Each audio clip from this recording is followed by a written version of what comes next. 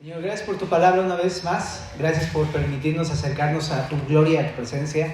Te pedimos que estando en tu presencia podamos escucharte y conocerte y verte, Señor, a través de estas líneas. En el nombre de Jesús. Amén. Bueno, hemos estado viendo acerca de la ley de Moisés. Y esta es la parte final de esta parte, en donde Dios confirma su pacto a Moisés a través de la ley, ¿no? Por medio de Moisés, a través de la ley. Y va a ser algo interesante, Dios, pero bueno, no digo interesante, increíble, impresionante en su pueblo. Entonces vamos a ir leyendo el texto, vamos a ir explicando cuál fue la manera en que Dios confirmó su pacto y vamos a platicar qué es lo que nos habla el texto en nuestras vidas, ¿no? Dice en el verso 1, dijo Jehová a Moisés, sube ante Jehová tú y Aarón, Nadab y Abiú y 70 de los ancianos de Israel, y os inclinaréis desde lejos. Pero Moisés solo se acercará a Jehová, y ellos no se acerquen, ni suba el pueblo con él. Y Moisés vino y contó al pueblo todas las palabras de Jehová, y todas las leyes, y todo el pueblo respondió a una voz y dijo, haremos todas las palabras que Jehová ha dicho. Bueno, hasta aquí vamos a hacer una pequeña pausa, pero empieza diciendo Dios unas instrucciones a Moisés, sube. Una vez más lo invita a su presencia. Pero no solamente ahora es Moisés, sino también Aarón, Nadab, Abiú y 70 ancianos. Entonces, ¿quién es Aarón? Aarón es el hermano de Moisés. ¿Y quiénes son Nadab y Abiú? Los hijos de Aarón. Y 70 ancianos que ya de antemano habían estado sirviendo con Moisés desde que Yetro le dijo, oye, no está bien que tú hagas todo. Delega personas y que se hagan cargo de los asuntos del pueblo. Entonces son 70 ancianos que va a llamar a su presencia. Y de lo que vemos aquí es que dice que cuando se presentaran a la presencia de Dios debían inclinarse de lejos, no de cerca. Ellos, aunque iban a subir con Moisés, no se podían acercar a la presencia de Dios. Tenían que mantenerse desde lejos. Y entonces da instrucción en el verso diciendo, solamente Moisés, él solo se va a acercar a la presencia de Jehová, pero el pueblo, ni los 70 ancianos, ni Nadab, ni Abiú, ni Aarón podían acercarse, solamente Moisés. ¿Te acuerdas qué pasaba si alguien se intentaba acercarse al monte Horeb? Caía muerto. Entonces nadie podía acercarse a la presencia de Dios. ¿Recuerdas que hablamos que Dios es un Dios santo, completamente justo? De hecho, vimos esa justicia a través de la ley, como su estándar es completamente perfecto y justo, no hay nadie como Él. La ley refleja esa justicia de Dios. Bueno, pues por eso no se pueden acercar. ¿Quién en calidad de pecador podría acercarse a la presencia de un Dios santo? Sería muerto. Entonces, por eso le da esa instrucción. No es que Dios sea como VIP y solamente permita que pasen unos cuantos, sino que más bien es por el pecado del pueblo. Dios quiere recibirlos, pero no lo pueden hacer por su condición humana. Y entonces, ¿qué hace Moisés? Lo que hace Moisés es que cuenta al pueblo todas las palabras de Jehová. ¿Cuáles palabras? Éxodo 20, toda la ley que hemos leído hasta el capítulo 23. Todo eso se los dijo, se los contó al pueblo. Y después de esto, el pueblo respondió algo que es un poco presuntuoso decir. Vamos a hacer todo lo que Dios nos dice, ¿no? Porque ¿qué pasó en el futuro? Pues nada, no pasó nada de eso, ¿verdad? Vamos a verlo en las próximas sesiones, pero terminando de bajar de este monte, justo terminando de bajar de este monte, hicieron un becerro de oro y rompieron el primer mandamiento de no tendrás dioses ajenos delante de mí. Entonces, te decía que es muy presuntuoso, ¿no? Pero así es el pueblo. Ahora, realmente cuando sucede todo esto, aquí no pasa nada, realmente no pasa absolutamente nada hasta que Moisés hace algo en el verso número 4. Moisés escribió todas estas palabras de Jehová. Probablemente es lo que tenemos en la Biblia. Él escribió lo que había escuchado de Dios, las leyes de Dios. Y levantándose de mañana edificó un altar al pie del monte y 12 columnas según las 12 tribus de Israel. Y envió jóvenes de los hijos de Israel, los cuales ofrecieron holocaustos y becerros como sacrificios de paz a Jehová. Y Moisés tomó la mitad de la sangre y la puso en tazones, y esparció la otra mitad de la sangre sobre el altar. Y tomó el libro del pacto y lo leyó a oídos del pueblo, el cual dijo, ¿otra vez? haremos todas las cosas que Jehová ha dicho y obedeceremos. Entonces Moisés tomó la sangre y roció sobre el pueblo y dijo: he aquí la sangre del pacto que Jehová ha hecho con vosotros sobre todas estas cosas. Lo segundo que vemos es algo muy interesante de Moisés, porque no fue en el momento en el que el pueblo dijo: vamos a hacer las cosas que Dios nos ha enseñado, que Dios confirmó su pacto. No fue ahí, ni siquiera cuando Dios dio su ley, sino va a ocurrir después del suceso que hizo Moisés. ¿Qué hizo Moisés? Ofreció un sacrificio. Y lo que hace es, primeramente en el monte del pie, ¿cómo se dice? El pie del monte del pie. El pie del monte Oreb puso un altar, y ahí en ese altar hizo holocaustos y sacrificios a Dios. Este sistema sacrificial ya venía desde Génesis, de hecho desde el capítulo número 3 de Génesis, cuando fue la caída del hombre. Desde ahí Dios realizó el primer sacrificio animal para cubrir el pecado y la vergüenza de Adán y de Eva, ¿te acuerdas? Y el sistema sacrificial continuó a lo largo de los años hasta esta época, pero tenía un significado importante, que el sacrificio que realizabas realmente era un símbolo de tu persona. O sea, cuando tú mandabas un animal decías: yo he pecado, pero para no morir voy a matar un animal en símbolo de que él está recibiendo mi castigo, lo que yo me merezco por ser un hombre pecador. Entonces el sistema sacrificial en el Antiguo Testamento tenía significado. ¿Y por qué lo hace Moisés? Porque sabe que si él se acerca así como está, va a morir. Porque él es un hombre pecador. Y no solamente él, sino Aarón, sus sobrinos y los 70 ancianos van a morir. No pueden acercarse así a la presencia de un Dios santo, de un Dios justo, perfecto. No pueden hacerlo, porque ellos han pecado también. De hecho, Moisés vivió como egipcio 40 años. O sea, era un hombre ya habituado a muchas tradiciones y costumbres paganas. Pero hace un sacrificio, ¿no? Edifica un altar y con 12 columnas que representaba a las 12 tribus, al pueblo de Israel. Y dice también que ahí envió jóvenes dentro del mismo pueblo, y ellos fueron los que mataron a los animales que se iban a sacrificar. Eso es súper interesante. El pueblo participó de esta muerte de los sacrificios. Y después, la idea que dice en el verso 5 es que los sacrificios eran para la paz, para que Dios no los destruyera, pues, para un símbolo de paz. Ahora, en el verso 6, dice también que esta sangre la tomaron de los animales y la pusieron en 2 tazones. Una parte la rociaron sobre el altar, el que habían puesto en el monte del pie, ¿no? Bueno, ahí en el monte del pie, ahí pusieron la sangre, ¿no? La primera parte del tazón. Pero el otro tazón lo derramaron sobre el pueblo. Esto está muy interesante. Un comentarista dice: probablemente lo que significa cuando roció la sangre sobre el altar es decir: hey, no es en base a la ley ni en base a su obediencia, que aparte no es justa, no es debida la obediencia del pueblo. No es en base a eso que se van a poder acercar a Dios, sino en base a este sacrificio que está en este altar. Eso es lo que dice un comentarista en la Biblia de Diario Vivir. Pero también después el pueblo dice: vamos a obedecer a Dios otra vez. Y entonces Moisés dice: no, le rocía la sangre al pueblo. ¿Qué significa eso?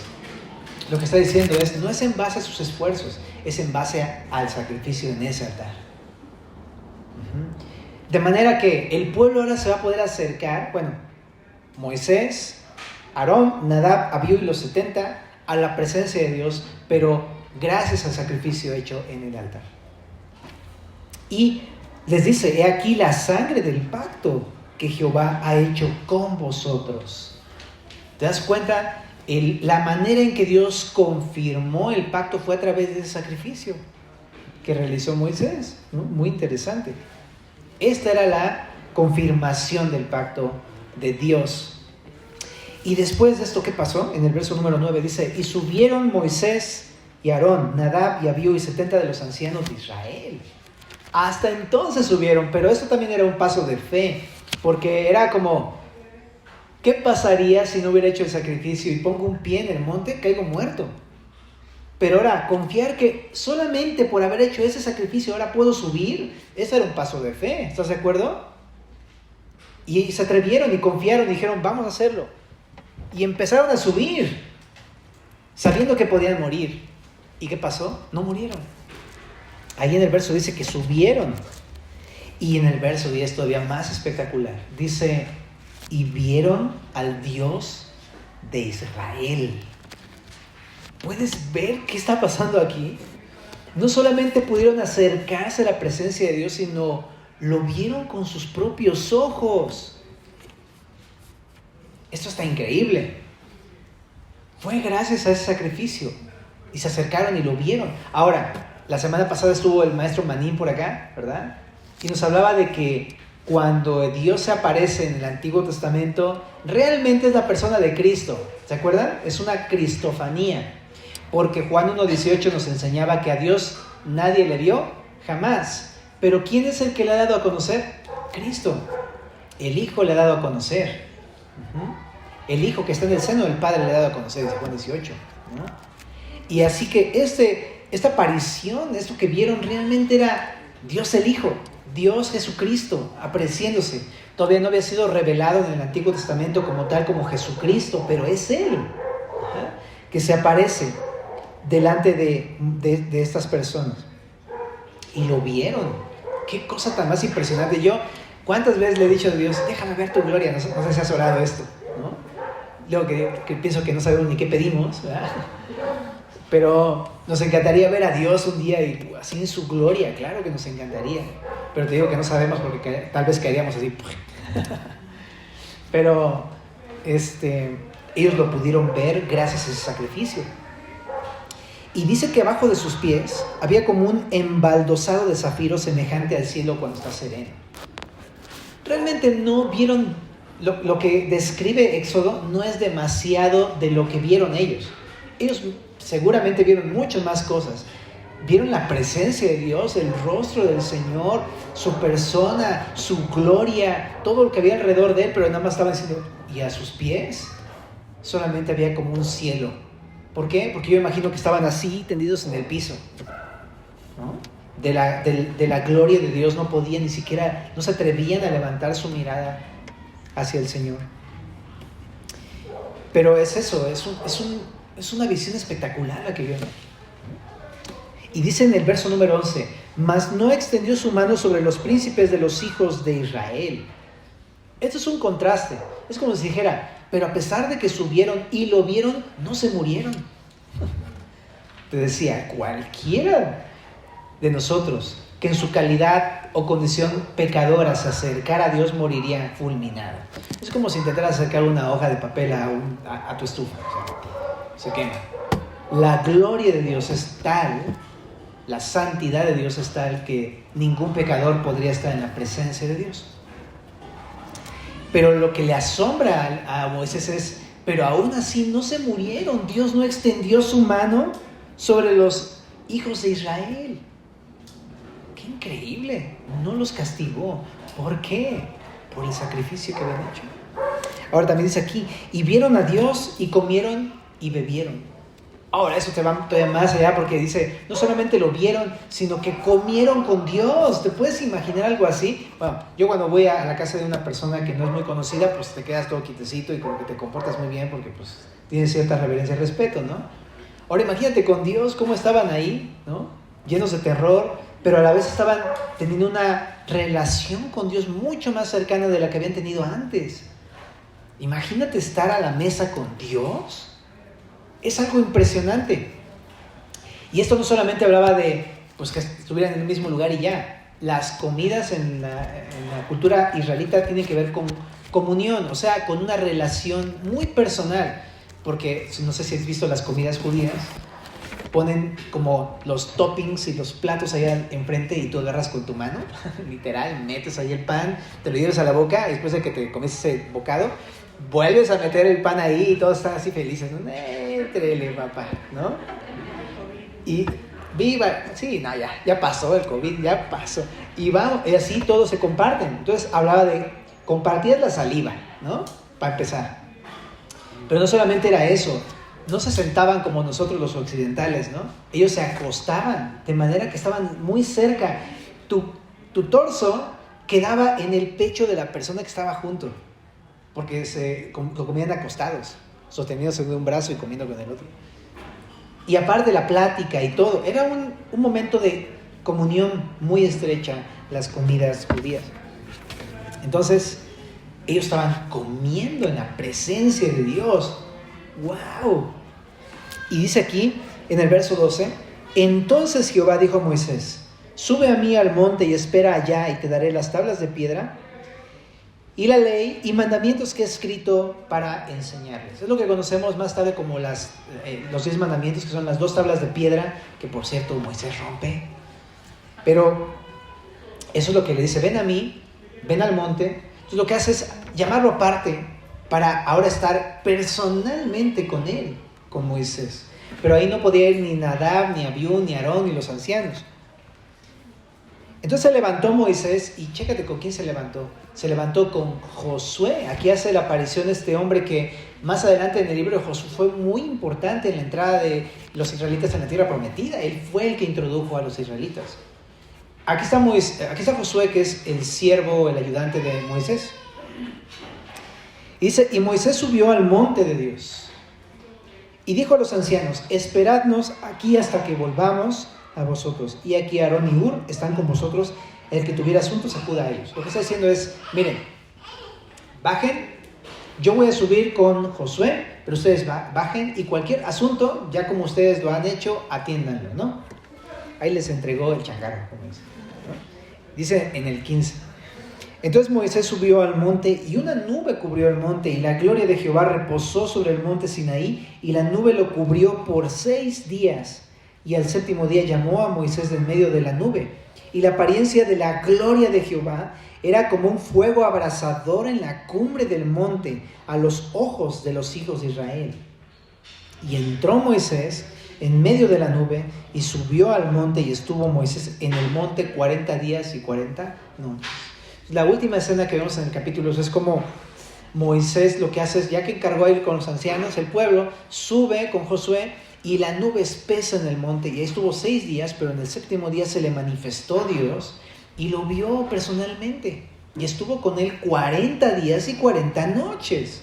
¡Qué cosa tan más impresionante! Y dice que la gloria, pues los hijos de Israel desde abajo del monte veían la gloria encima del monte, pero Moisés estaba en la gloria de Jehová, ahí en medio con él.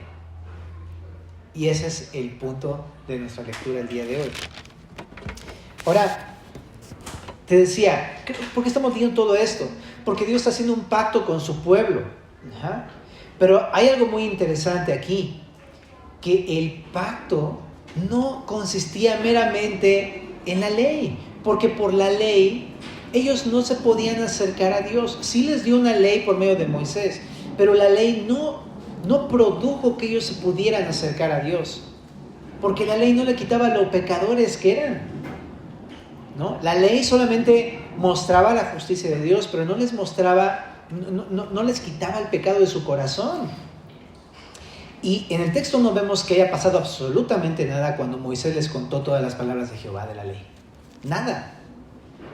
Entonces quiero decir eso, que la ley no te acerca a Dios realmente. O sea, no te hace entrar a la presencia de Dios. La ley, para nada. Y de hecho tampoco los esfuerzos del pueblo, aunque dijeran ellos así con todas sus fuerzas, vamos a hacer todo lo que diga la palabra de Dios. No, tampoco eso fue lo que los hizo entrar a la presencia de Dios. Y hablando de eso, solamente un punto que queremos como empezar a aterrizar. Para poder estar bien con Dios, para poder estar reconciliados con Dios, para poder tener una relación verdadera con Dios, el perdón de tus pecados y la salvación no es en base a la ley. Porque la ley no tiene la función de limpiar el corazón, solamente es un espejo que te muestra tu condición de injusticia, pero también a la vez te muestra la justicia de Dios y te das cuenta, no se compara, no le llego, no alcanza mis esfuerzos, de obediencia son insuficientes e inútiles. Entonces no es por ley, ¿no? Porque muchos nos relacionamos así con Dios, por la ley, pero no es en base a eso. La ley es buena porque nos muestra quién es Dios y nos muestra nuestra calidad y cómo necesitamos de un Salvador, pero no nos salva.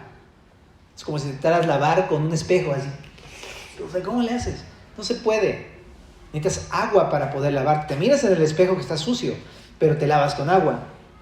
Entonces, la ley no puede hacer nada al respecto de tu corazón. Por eso, aunque tú trates de obedecer y leas la Biblia, te la sepas de memoria, aunque tú trates de obedecer, si tu corazón no ha sido cambiado por Dios, no va a pasar absolutamente nada. Si tus pecados no han sido lavados, no vas a poder hacer absolutamente nada. No sé si te has pasado la frustración de querer hacer la voluntad de Dios y nada te sale, como Alex Lora. Nada te sale bien. Y insistes, ¿no? Es que voy a hacerlo y nada. Pura frustración y pura equivocación y no llego a ningún lado. ¿Por qué? Porque todo tiene que ver con algo de adentro, no con mi mera conducta. Podemos incluso cambiar hábitos externos, pero el corazón no lo podemos cambiar. Yo incluso me he topado con la desdicha, con la frustración de que empiezo a hacer cosas que a Dios le agradan, pero en el corazón incluso no quiero hacerlas. Y eso no lo puede cambiar la ley. Eso es algo tan... Por ejemplo, en mi calidad humana, no me gustaría obedecer a mis papás. ¿Por qué? No me gustaría obedecer a mi jefe, no me gustaría someterme a mi familia, a mi esposa, hacerle caso, servirles como, no. Ni tampoco compartir dinero con alguien, decir, no, que se rasque con sus propias uñas, ¿por qué? ¿No? Ni ayudarlo, cada quien sus broncas, ¿no?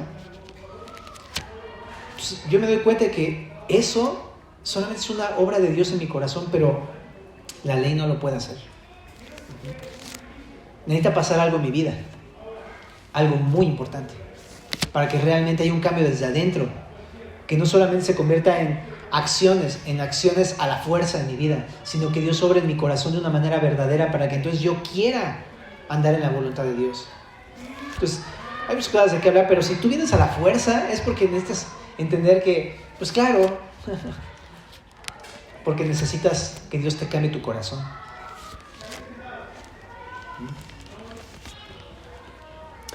Ahora, quiero también decir que no podemos relacionarnos con Dios en base a la ley, porque cada vez que pequemos, pues estaríamos descalificados. No podemos acercarnos. Pensar que conozco a Dios nada más porque intento obedecer los 10 mandamientos es un error. No se puede relacionar con Dios así. Somos pecadores, no somos justos. Pablo decía, cualquiera que rompa uno de los mandamientos se hace acreedor a la muerte. Uno. Y bueno, ya vamos bastantes hasta ahorita, pero luego sigue Levítico, Números y Deuteronomio, y son como 630 mandamientos. Entonces, pues ya fue. Por obediencia no podemos relacionarnos con el Señor. La obediencia más bien es un resultado que vamos a ver más adelante. Bueno, pero de eso nos habla el verso 1 al 3. Ajá. Pero ¿qué hizo Moisés? Lo increíble que hizo Moisés fue un sacrificio. Esto es algo excepcional. Moisés entendía que en su calidad humana no podía acercarse a Dios. Tenía que haber un sacrificio para que entonces él no muriera y pudiera acercarse a Dios. Pero esto que hizo Moisés en esta porción apunta a un pacto futuro que Dios iba a realizar. No solamente con los israelitas, sino un pacto futuro que Dios iba a hacer con toda la humanidad. Israelitas y no israelitas, con todos. ¿Cuál es ese pacto? El sacrificio del mismo Cordero de Dios. Más adelante, Dios, que está representado aquí a través de Moisés, como Moisés se convierte en un tipo, se le llama una prefigura de Dios. Dios envía a su Hijo a morir en una cruz, en un monte, por cierto, muy parecido a la descripción de aquí, en un monte, en el monte Gólgota, en un altar, la cruz, y muere ahí. Y a través de ese sacrificio es que entonces podemos nosotros ser perdonados, ser salvos y acercarnos a la presencia de Dios. Entonces sí quiero decir eso. Este es el mensaje de Éxodo 24. La manera de recibir el perdón de Dios, la manera de recibir la salvación de Dios, la manera de acercarte a Dios, la manera de relacionarte con Dios y todo lo que la vida cristiana en general solamente es posible a través, no de tus obras, no de la ley, sino del sacrificio de Dios en la cruz del Calvario. Todo es eso. Cristo, Él pagó ese pecado. Él lo pagó, dio a su Hijo como cordero inmolado. Lo entregó en el altar. Ahí lo clavó. Y entonces sí, gracias a ese sacrificio podemos ser perdonados y reconciliarnos con Dios. Pero no fue una obra humana, fue una obra de Dios. Dios entregó a su Hijo. Nosotros somos incapaces de salvarnos a nosotros mismos. Ahora te decía que el altar representa la cruz, la futura cruz. El monte Gólgota. Las columnas que representaban al pueblo, habla de que también eso, el sacrificio de Cristo es para todo el pueblo, es para todos. Juan 3:16 dice, de tal manera amó Dios al mundo que ha dado a su Hijo unigénito, para que todo aquel, y todo aquel es todo aquel, no importa de qué pueblo, es todo aquel que en Él cree no se pierda, mas tenga vida eterna. Así que nos representa a todos. ¿Por qué? Porque todos somos culpables de pecado. En el verso número 5 dice Moisés que envió jóvenes, y me llama la atención que eran jóvenes de Israel, ¿no? Y esto hace mención de que los que entregaron a Jesús fueron los mismos judíos, ¿sabías? En el futuro eso es lo que iban a hacer. Dice Juan 1:11, a lo suyo vino, pero los suyos no lo recibieron, sino que lo que hicieron los suyos fue clavarlo en una cruz. Ellos mandaron a Jesús ante Anás, Caifás, los líderes de los religiosos de los judíos, y ellos lo mandaron con Poncio Pilato y murió en manos de romanos, pero todo esto fue por los judíos. Y lo que señala Moisés es la culpabilidad del pueblo. Pero anuncia una cosa, que tú y yo también hemos pecado, somos los culpables por lo cual Jesús entregó su vida, porque somos pecadores. Nosotros somos los que, digamos, la razón por la que Jesús se entregó en la cruz, por nuestro pecado, porque Jesús no pecó. Jesús no se halló pecado en su boca, Él no pecó. Él obedeció siempre al Padre, su voluntad era hacer la voluntad del Padre, esa era su comida. Jesús nunca pecó, pero murió como un criminal porque ocupó ese lugar, nuestro lugar, en ese altar. Definitivamente esto nos debe mover, porque de repente pensamos que lo que somos no es tan grave, ¿no? No soy tan malo, tan pecador, pero cuando ves a Cristo morir y tú dices, ¿en serio? ¿Por mí? Te das cuenta que realmente somos malos y pecadores, no somos buenas personas, y nos debe confrontar, nos debe de romper nuestras falsas expectativas de nosotros mismos y nuestras presuposiciones, que yo soy bueno, que yo sí, que no. Somos tan malos que el mismo Hijo de Dios tuvo que venir a pagar nuestro pecado, tan grave como la muerte. Y eso apunta a esos sacrificios que hicieron, ¿no? Ahora, el sacrificio fue Jesús. Aquí fueron holocaustos y becerros, pero en el Nuevo Testamento Dios entregaría a su Hijo. Ni siquiera su sacrificio fue económico, o también Dios dio becerros o cosas así. No, Dios se dio a sí mismo, porque estamos hablando que Jesús es Dios. Él mismo se entregó, Él fue el sacrificio. Solamente Él podía pagar nuestros pecados. Él ocupó nuestro lugar. Y eso de la sangre, que la mitad la puso sobre el altar y la mitad sobre el pueblo, habla precisamente lo mismo para nosotros. Que gracias a su sacrificio, es por ese sacrificio que nosotros, el pueblo, podemos ahora entrar a la presencia de Dios. Pero no es por nuestros méritos y no es por la ley, es por el sacrificio que Cristo hizo. Y ese es el pacto del Nuevo Testamento. El nuevo pacto en su sangre. Ahorita lo vamos a leer en Corintios más adelante, en Corintios 11:23. Ese es el pacto que Dios nos ha dado a todos. Porque el pueblo de Israel no pudo cumplir el pacto. Ellos no obedecieron. Pero Cristo cumplió. Y el pacto es, si crees en Cristo, Ahora eres perdonado y eres salvo y puedes entrar a la presencia de Dios y solamente tienes que dar un paso de fe. Ese paso de fe lo vemos en Moisés. Moisés, después de que sacrifica el holocausto, ¿qué hace? Sube al monte y es un paso de fe, te decía. Igual nosotros, para poder ser perdonados y salvos y entrar a la presencia de Dios, necesitamos depositar nuestra fe en Cristo. Necesitamos depositar nuestra fe en Cristo para poder entrar a su presencia. Y esto implica reconocer que soy tan malo que debe morir alguien por mí, porque soy realmente pecador y arrepentirme de eso. Pero implica dar un paso de fe. Ayer estábamos viendo el discipulado de primeros pasos, ahí en San Antonio. ¿Qué significa esto de tener un paso de fe? Porque luego lo vemos de maneras muy místicas y así. Tener fe, la palabra significa creer. Es la palabra pistis en griego, pistis. Pistis, pistebo y sus derivados. Pero habla acerca no solamente de saber que existe Jesús o saber cómo te salva Jesús de manera teórica. Porque estamos de acuerdo que tú podrías saber algo teórico y así no usarlo. Por ejemplo, tú puedes saber que el café, por ejemplo, me encanta el café. Tú puedes saber que el café tiene beneficios o que sabe bien rico y que puedes extraerlo de cierta manera y puedes saber todo del café, pero si no te tomas el café no pasa nada, ¿no? Entonces, pues, por poner un ejemplo, ¿no?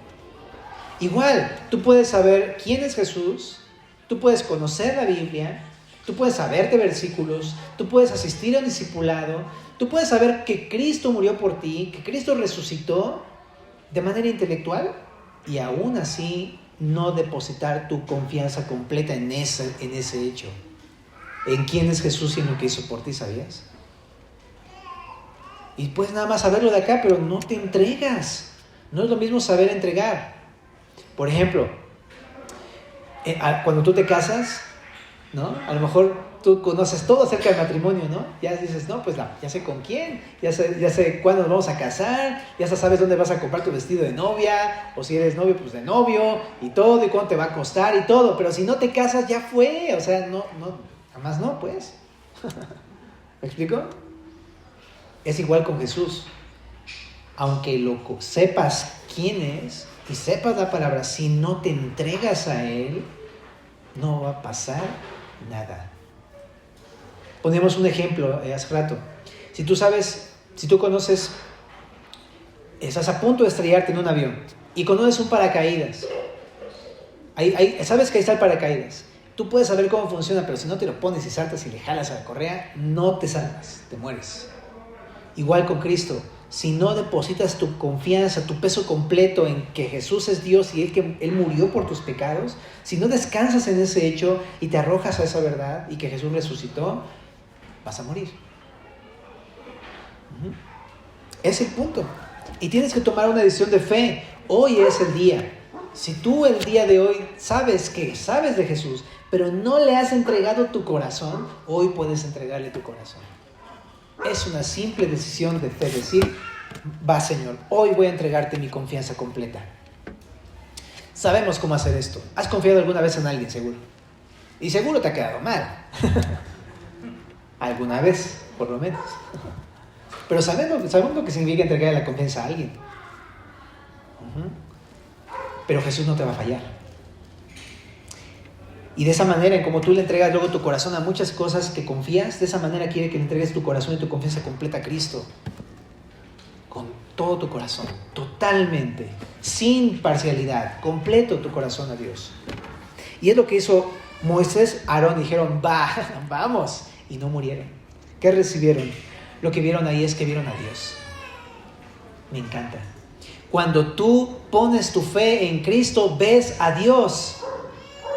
Puedes ver a Dios. ¿Qué significa esto? En verdad ahora lo puedes conocer. Antes pensabas que lo habías visto y no. Es hasta cuando depositas tu fe en Cristo que entonces puedes conocer realmente quién es Dios. Puedes verlo cara a cara. No me refiero de manera literal muchas veces, sino a través de la palabra. Y ves su mano obrando en tu vida y lo conoces realmente a través de la Biblia. Y tienes una relación con Él. Lo ves. Y sabes, no solamente lo ves no solamente ves el piso, podemos ver a través de la palabra su mismo rostro y conocerlo y relacionarnos con Él y oír su voz y hablar con Él, entrar a su presencia. En el verso 11 también dice que Dios no extendió la mano contra Moisés, Nadab, Abiú y los 70 y Aarón, sino que Dios no extendió su mano.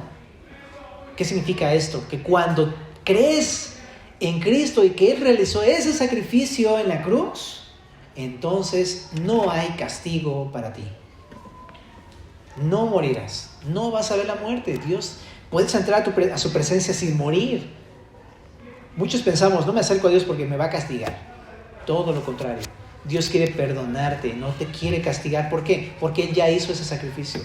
Pero tu misión es confiar en ese sacrificio para poder subir. Si no, no hay manera. Pero eso es lo que quiere, extender su misericordia. Cristo ya pagó tus pecados. ¿Y qué hicieron ellos? Pues lo vieron y comieron con Él, que habla de comunión, de una relación cercana. Y esa relación solamente es posible a través de la fe en Cristo. Si tú no entregas tu corazón a Cristo, no vas a poder relacionarte con Él. Vas a quedarte como el pueblo, viéndolo de lejos, pero no vas a saber lo que realmente es una relación con Cristo. Necesitas depositar tu fe en Cristo. Y eso, hay veces, no sé si te ha pasado como creyente, que te sientes tan cerca del Señor que incluso como Juan puedes recostar tu cabeza sobre su pecho. Y puedes hablar tan cerca a Él porque tienes su amor y su calidez de manera tan personal. Y eso es real. Verso número 12.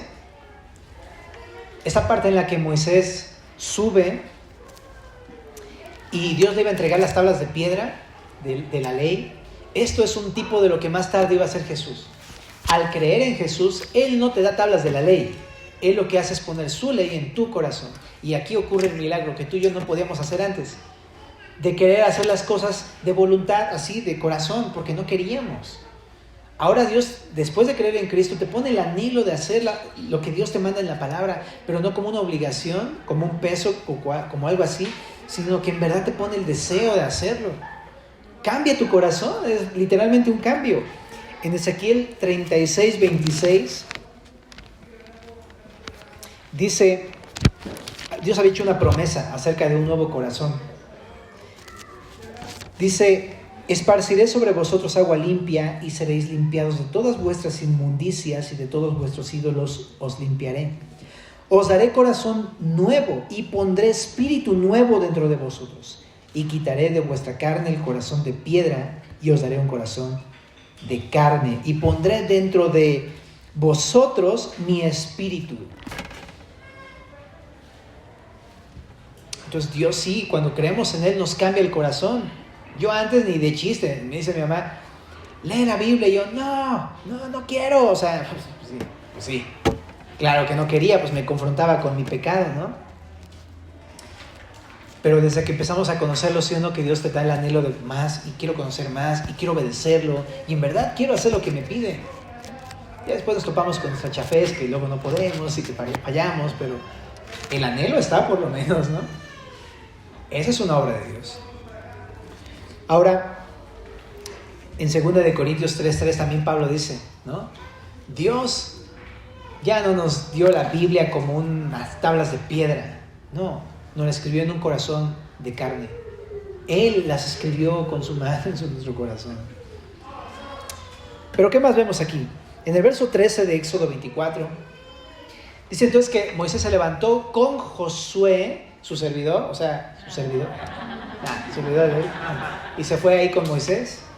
Pero después Moisés subió al monte. Pero esto es una prefigura también de algo bien hermoso en el Nuevo Testamento: la resurrección y ascensión de Cristo. ¿Por qué? Porque Moisés está haciendo como un tipo o una prefigura de Dios el Padre, que toma a su hijo Josué, que es Jesús, y lo lleva a la habitación celestial después de haber hecho el sacrificio en la cruz. Es una imagen de la resurrección y la ascensión de Cristo. Me encanta, porque todas las cosas que Jesús enseñó eran verdad. ¿Cómo sé que todo lo que Jesús enseñó era verdad? Porque Jesús resucitó. Porque Él dijo que iba a resucitar, y si resucitó, pues todo es verdad. Y Jesús ascendió a los cielos y entró a la presencia del Padre. Pero de la misma manera como Jesús resucitó, te tengo una noticia: cuando crees en Cristo, tú y yo resucitamos para vida nueva. Y podemos vivir una vida completamente nueva. De hecho, somos nuevos. En 2 Corintios 5:17 dice que de modo que si alguno está en Cristo, nueva criatura es. Las cosas viejas pasaron. He aquí todas son hechas nuevas. Dios nos hace nuevas criaturas. Nos da una nueva identidad, una nueva persona. Y ahora podemos vivir una vida nueva. Ya no tengo que vivir esclavizado a como yo era antes. Ya no soy ese, de hecho. Soy una nueva criatura. He resucitado entre los muertos, por así decirlo, con Cristo. Pero también en el verso 14 de Éxodo 24, también sucede que Moisés le dijo a los ancianos, espérense aquí mientras vuelvo. Y esto es un anuncio del regreso de Cristo. Jesús subió a los cielos, pero Él ha anunciado que va a regresar. ¿Y qué es lo que tenían que hacer sus discípulos mientras tanto? En Hechos 1:14 les dijo que oraran. Estuvieron orando para esperar la llegada de vuelta del Señor. Pero les dijo Jesús, esperen la promesa que les voy a enviar del Padre. ¿Y a qué se refiere en Hechos 1? A la promesa del Espíritu Santo. Estuvo la iglesia orando cuando Jesús resucitó para que les enviara su Espíritu Santo. Y ¿sabes? Se cumplió. Así como en Éxodo 24 del 15 al 18 la gloria de Dios descendió sobre el monte, más adelante en el futuro cuando Jesús resucitó y les prometió la promesa del Espíritu, el día de Pentecostés, 50 días después de la resurrección de Jesús, vino el Espíritu Santo sobre la iglesia. Y la gloria de Dios, así como estuvo sobre el monte Sinaí, ahora la gloria de Dios estaba encima de la iglesia. Y eso está increíble. ¿Sabes por qué? Porque esa promesa no solamente es para esos discípulos de la época de Cristo, sino para todo aquel que cree en Jesús. En Hechos 2 lo dice así.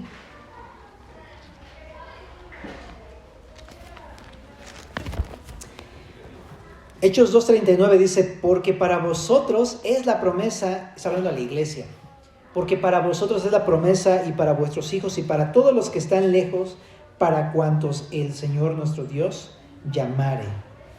Es para ti y para mí que hemos confiado en Cristo, esta promesa del Espíritu Santo. ¿Y qué hace el Espíritu?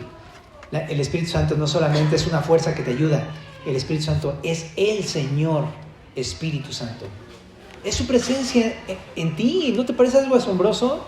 Que Dios a través de la fe quiera estar en ti y manifestar su poder a tu vida.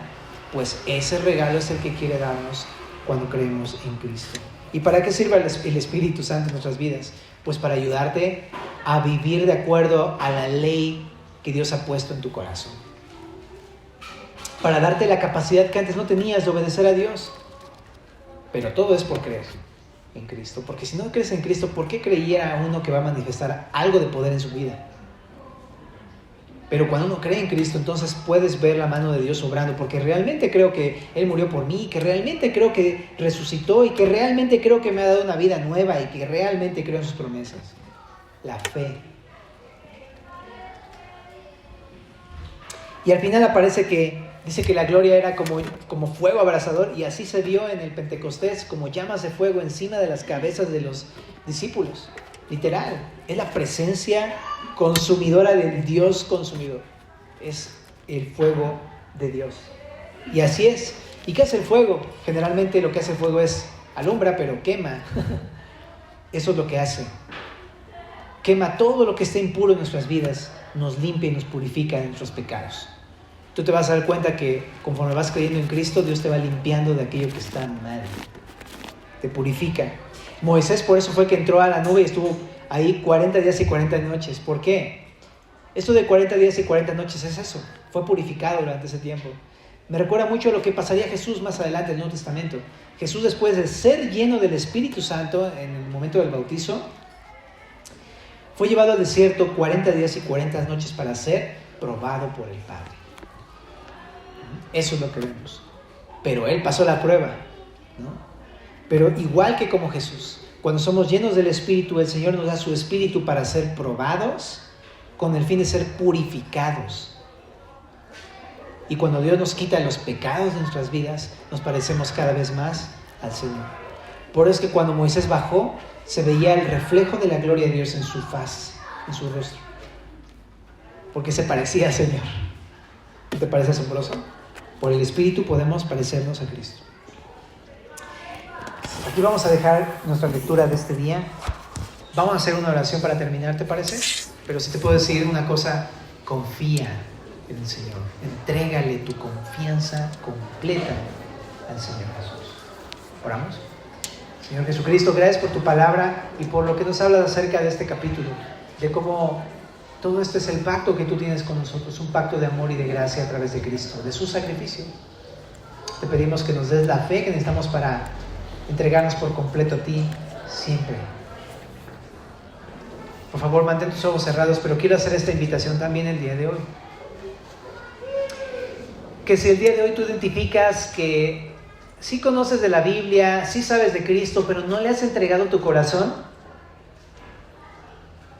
que todo el tiempo más bien eres hostil y rebelde en contra de Dios, porque no quieres estar con Dios, pero lo conoces, lo sabes quién es, pero no le has entregado tu vida. Yo te quiero invitar a que tú se le entregues, a que deposites tu confianza, no solamente que sepas de Jesús, sino que deposites tu confianza completa en Jesús. Si alguien el día de hoy quiere hacerlo, levante su mano en esta tarde, porque Dios te puede perdonar tus pecados, te va a perdonar tus pecados y te va a dar vida nueva.